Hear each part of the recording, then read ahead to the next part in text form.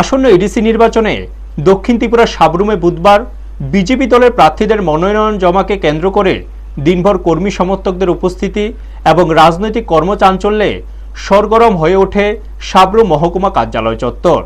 এই দিনে ২৭ নং পূর্ব মুহুরীপুর বুড়াতলী আসনে বিজেপি প্রার্থী অভিজিৎ ত্রিপুরা এবং ২৮ নং শিলাছড়ি মনুমঙ্কুল আসনে বিজেপির এমডিসি প্রার্থী কংজং মগ তাদের মনোনয়নপত্র জমা দেন রিটার্নিং অফিসার সুমন রক্ষিতের হাতে।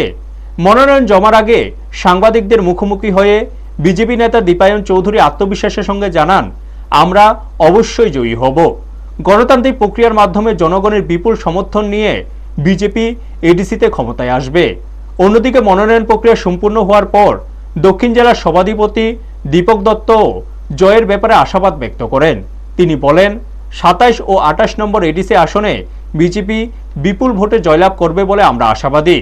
বিজেপি নেতৃত্বের দাবি, মনোনয়ন জমাকে কেন্দ্র করে আয়োজিত মিছিলে প্রায় ৪,০০০-এরও বেশি কর্মী সমর্থক অংশগ্রহণ করেন।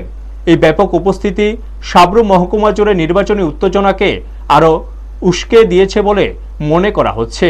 ব্যুরো রিপোর্ট, নিউজ তৎকাল 24। তাদেরকে নিয়ে উৎসাহের মধ্য দিয়ে আমরা ইতিমধ্যে সাবরুম মহকুমা শাসক অফিসে এসে আমরা বিজয় প্রার্থী আমরা মনোনয়ন পত্র জমা করেছি।